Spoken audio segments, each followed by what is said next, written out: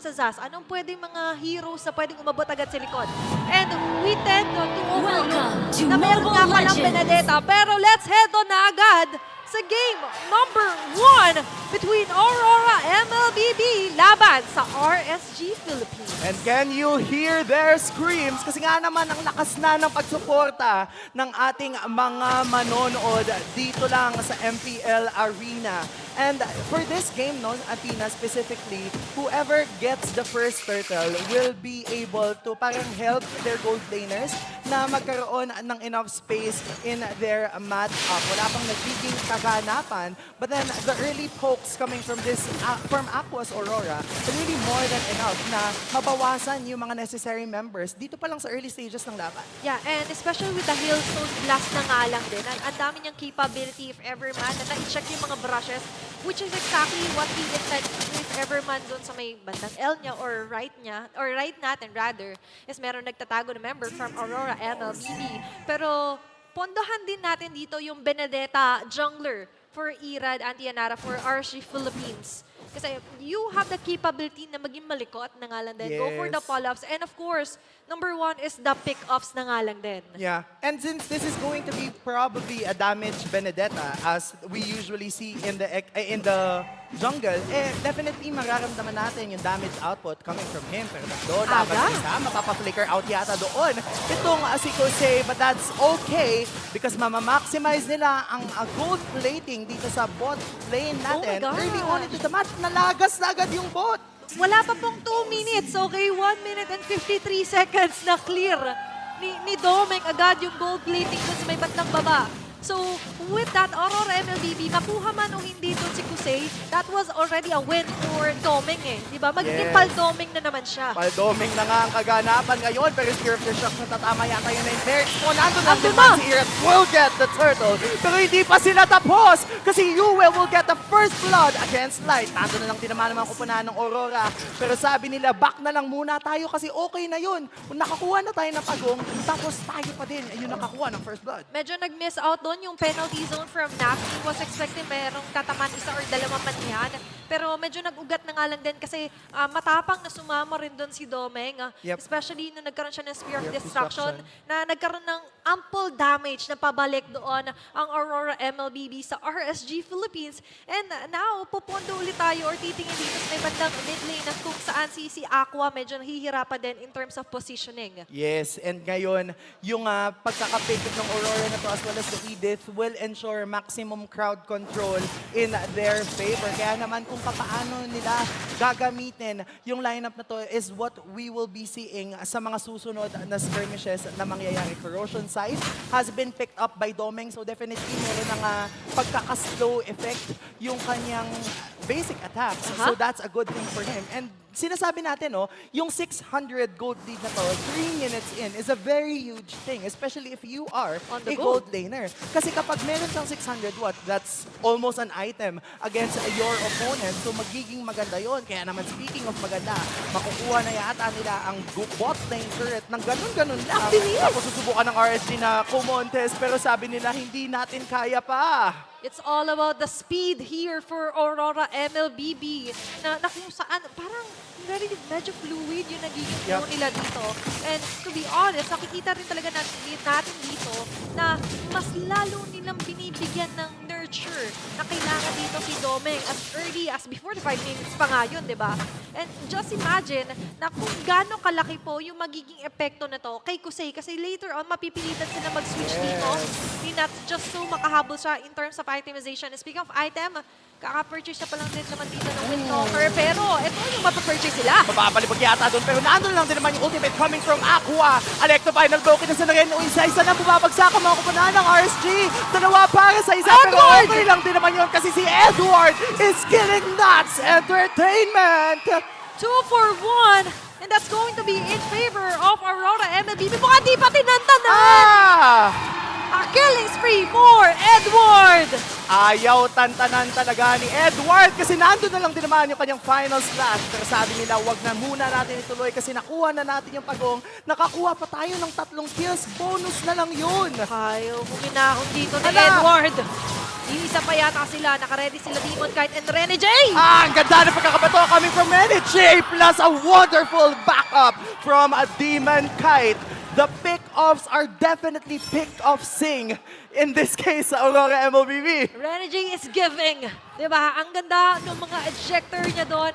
And to be honest, kwentado yung ganong klase na hindi siya asim eh. Yep. More on sobrang calculated nung aggressiveness dito ng Aurora MLBB that they know when to back down. They're choosing their fights wisely dito for game number 1. They have the lead at Yanara. And technically, kita mo si Irad, afford niya rin naman if ever yung ginagawa ng Ilaritan si Demon kahit na mag-split push, mag-try, mag-push siya ng ibang tore. Kaso nga lang, ang problema, pinupuruhan yung ibang mga linya nila na napapareact na nga dito. You say light and not. Ito yung sinasabi natin kanina, they need to give Doming space. Kasi nga naman, kapag nagkaroon ng enough space si Doming at naging Doming na siya officially, ganito ang mangyayari. Kaya naman doon sa bot lane, battle of the two old Mahabol friends. pa. Demon kahit susubukan niya itang habulin si Irad, Salubong. pero okay lang din naman. Kasi sabi niya, hindi pa natin kayang habulin yan. Masyadong madaming dash. Nag-fist bump muna, Auntie. Nag-fist bump muna Fist doon. bump. Pero eto, ang medyo mababawasan. That's getting Rene J na nga lang din. And medyo na-reach kasi agad dito ng Aurora MLBB rather. Yung sinasabi natin na ano nga ba yung isa sa way para ma-maximize mo na may Moscow ka sa lineup mo? Yes. Which is other members to put pressure. Yep. Para walang masyadong makaistorbo, walang masyadong makagambala doon kay Domeng. Kung may isa, medyo kaya niya yun eh, kasi lamang nga siya in terms of gold as well, or items, di ba? Mas specific. And right now, the objective is up. Pangatlong pagong para sa laban na ito, And this is the last turtle of the match. Magkakaroon pa lang ng flicker ang ating hitman. 4 laban sa 4. 4 laban sa 5 na kasi nandito na si Irad. Pero penalty zone ko connecta sa 3. Isa-isa na lang sinusubukan pabagsakin ng mga member. Pero ang ganda din ang pagkakasahan ng Alexo. Final blow. Ang low na din ng mga member ng outside ng Aurora. Pero si Nax ang unang pabagsak. Nandyan na din si Kusei. Kaya naman sabi nila, go na natin to. Mag-freeze pa yata to si Edward. Tapos sa pag-flicker and si Light. Pero double kill coming from Yue. Ato naman si Demon Kite. Nakikipag-reunion kay Irad. But definitely, Yue did a fantastic job doon sa Dominator spawn niya. And after that, spawning another Nightmaric spawn. Tapos free sa gilid na nga lang yung ibang mga members. And Aurora MLBB yet again taking down or Turtle onto the hands. And na rin natin sabay-sabay ang ating Infinix instant replay. Napabagsak na, sinubukang pabagsakin ng RSG Philippines sa mga koponan dito ng side ng Aurora. Napalone nila si Rene J, yes, but the moment that Doming entered the scene, grabe yung pagbabato niya ng mga sibat. Kaya naman nabaliktad pa nila yung laban na yun na kasama pa sila ng Turtle. And ngayon, for RSG Philippines, na-understand natin yung idea na tinatry nila muna if ever na, wait lang, ceasefire muna. Antayin natin si Irad na makapag-farm ng Yes, konti muna yes. dito. Yung mga ganyan na pag-side-side niya, medyo malaki din naman if ever yung nadadagdag sa kanya.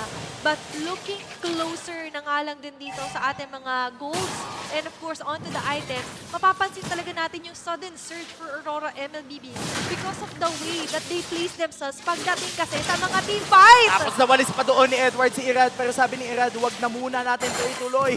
Kasi masakit na yung bawas na meron kayo. Ayaw nilang tantanan at bitawan yung mid lane turret. Kasi nga naman, ang laki ng espasyong maibibigay niyan. Pero sabi ni Demon kahit ayaw niyo ibigay yung mid, akin na lang yung bot. Diba? Medyo nililipat nila yung sites nila, focusing on 2 things at a time, diba? And ngayon, nagdi-divide and conquer ang Aurora MLBB. Doming is ready if ever man. Nakita natin na dito sa ngalan sila nakabang sa may bandang Gedli. Even the purple buck ay walang ligtas sa mata dito ng Aurora. And with that, Auntie Yanara, mas lalo lang ulit sila magkakaroon ng confidence to roam around the map and pray on their members or on their opponents, which is ang RSG Philippines. Grabe, Trinity build na dito. Itong si Doming, and yung Trinity build na yun, yung Demon Hunter Sword, Golden Staff, as well as the Corrosion Corrosion Sight. Sight. Ibig sabihin, kaya na niyang mag-dish out ng ample amount of damage against their opponent. And ito na yung space na sinasabi natin, Athena. Tama. Kapag meron siyang ganito kalawak na space, ang dami niyang pwedeng puntahan. Pwede siyang mag-push muna sa bot, pwede siyang sumama sa teamfight, kasi nga naman, naman, hindi sila nag-aalangan kung sa espasyong pinanghawakan nila. Kasi ito yung Moscow na lagi na ngayon sumasama sa teamfight. So this is a different version. Ito yung twist with Domeng, di ba? And kaninang nakaka-Roshan side with the on-hit slow, by the way, is nahihirapan na yung RSG Philippines. What more with the Holy Trinity build na agad ngayon? Addition of the Demon Hunter Sword. So definitely they need to spot where Domeng is hiding. Hiding Domeng sila muna sa Hiding ngayon. Domeng. Kasi nakikita mo, nag-aantay lang sila na meron mawali si Edward with the final slash. Even with the Vengeance nga lang, hindi pa final slash eh. Yung dumikit pa lamang sa Edward, inaantay nila. Pero tingnan muna natin yung nagiging galaw din ni Irad while waiting for the action plan or plan galing sa kanya mga team members. Oo, ang ganda na pagkakaset up ng side ng Aurora MLBB towards that bot lane. Kaya naman yung Lord, 13K na lang yung Lord. Sumama pa si Paldomeng sa pang nangyayaring gulo. Demon Knight will be able to secure that Lord. Babagsak pa si Irad Edward with the mega kill. Tapos tumama pa yung kanyang mga skill. Penalty zone, ikakasana si Domeng yata ang susunod na magiging victim. Pero hindi! Sabi ni Domeng, I will stay alive! Sinatsaman ng susunod na pababagsakin. Kaya naman unstoppable coming from Edward. Apat ang pumabagsak sa side ng RSG. 4-man down for the side of RSG. On to the Infinix instant replay. Ano nga bang nangyari doon? Dahan-dahan sana yung pagpasok doon ni Irad. Umabot na magaling sa final blow siya. But look at the way that Domeng and Ren, they did a great job na nga lang din dito sa pag-pursue sa mga members ng RSG Philippines. And up until the very last second, sinatakala niya makakaligtas pa siya with the sliver of HP. But no can do because Aurora is here. At yung Lord magmamarcha na nga lang din dito sa may bandang top lane. RSG Philippines, what's going to be their task? What is their own plan para sa pangyayaring ito? Kailangan nilang depensahan ito pero yung Spear of Destruction po, connecta. Low na din naman si Nats pero okay lang yan kasi yung Lord maki-clear out na din nila. Meanwhile, Domeng, what are you doing, Domeng? Wow! Grabe naman to. What he can see, he will do talaga. Diba? Kapag may nakikita siya, wait lang, walang tao dito, parang pwede akong pumush. Wait lang, meron palang tao dito, parang pwede natin kunin.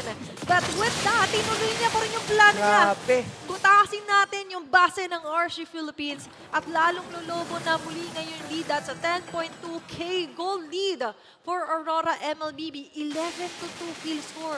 Nasa bandang 12 minutes pa lang tayo ng laban natin, Auntie. Oo, magsiset up na sila ngayon, Athena, for the second Lord of the match. Nagsabi yung nangyayari ngayon kasi 3,000 yung lamang ni Domeng against his opponent.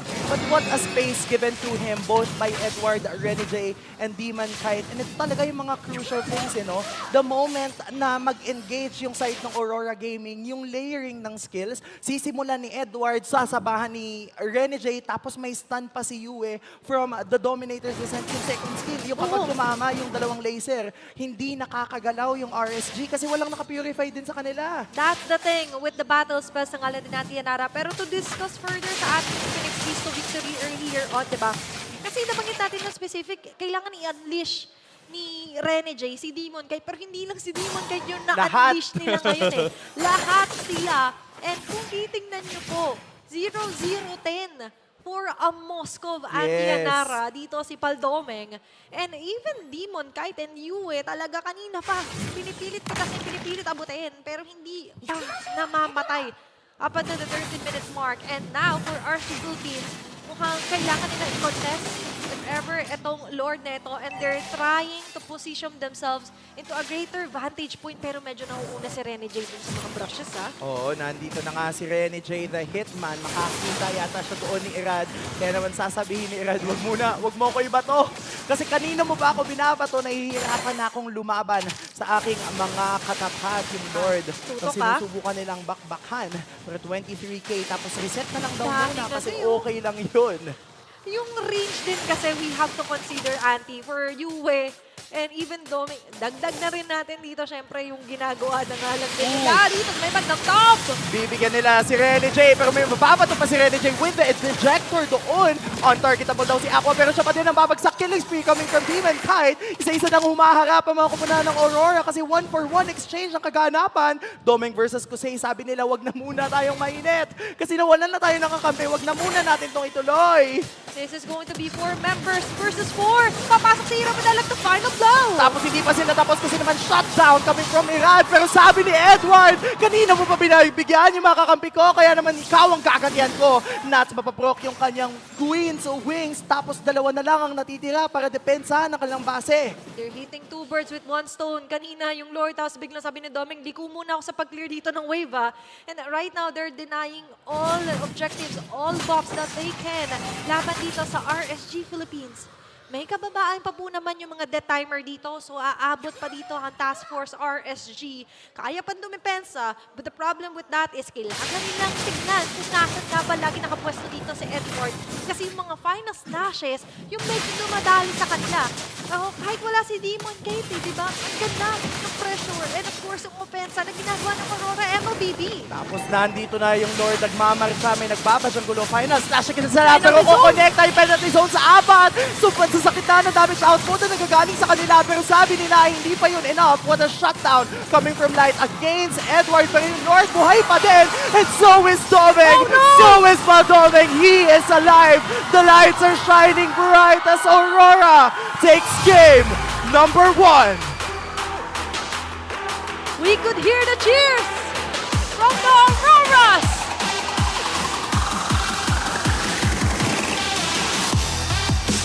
Kung nandito kayo,